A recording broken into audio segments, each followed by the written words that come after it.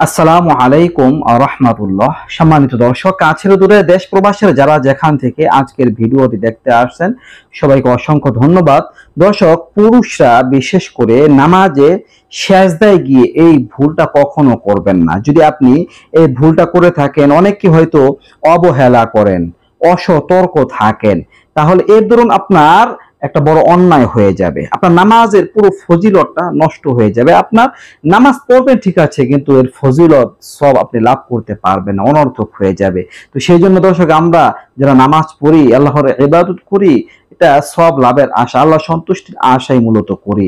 এখন যদি কোনো অন্যায়ের কারণে, কোনো ত্রুটির কারণে আমাদের নামাজটা যদি অনর্থক হয়ে যায় বা সব শূন্য হয়ে যায়, তাহলে তো একটা দুঃখজনক বিষয় হয়ে দাঁড়ালো। তো সেজন্য আমরা সবাই সতর্ক থাকবো। তো পুরুষরা, আপনারা যখন সেজদা করবে, তো সেজদারত অবস্থায় খেয়াল রাখতে হবে যেন আমাদের কোনোই জমিনের সাথে না লেগে থাকে।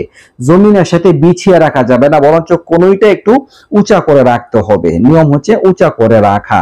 যে কোনোইটা অনেকে আছেন যে জমিনের সাথে বিছিয়ে রাখেন, এমনটা করা মাকরুহে তাহরিমি।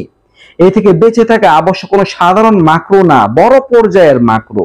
তো এইরকম মাকরু যদি হয়ে যায়, তাহলে নামাজের সওয়াব নষ্ট হয়ে যায়, নামাজের ফজিলত থেকে মানুষ বঞ্চিত হয়, আল্লাহর রাজি সন্তুষ্টি অর্জন হয় না নামাজের দ্বারা।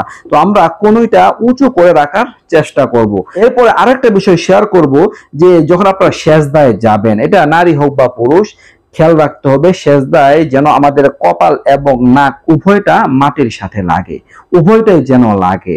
যদি শুধু নাক লাগে বা শুধু কপাল লাগে, এমনটা যদি হয়, তাহলে মাকরুহে তাহরিমি হবে। এইটাও একটা বড় পর্যায়ের মাকরু। আর মাকরুহের অর্থ হলো যে যার দ্বারা ফজিলতটা নষ্ট হয়ে যায়। যে পরিমাণ আপনার ফজিলত পাওয়ার কথা ছিল, ওই পরিমাণ ফজিলত আপনি লাভ করতে পারবেন না।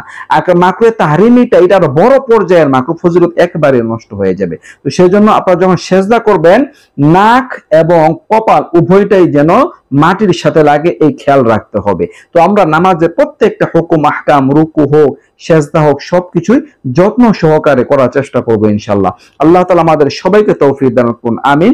এই ছিল মাসআলাটি নিয়ে আলোচনা। নিত্য নতুন আরো ভিডিও পেতে সবাই পাশে রাখবেন। এ পর্যন্ত আসসালামু আলাইকুম ওয়া রাহমাতুল্লাহ।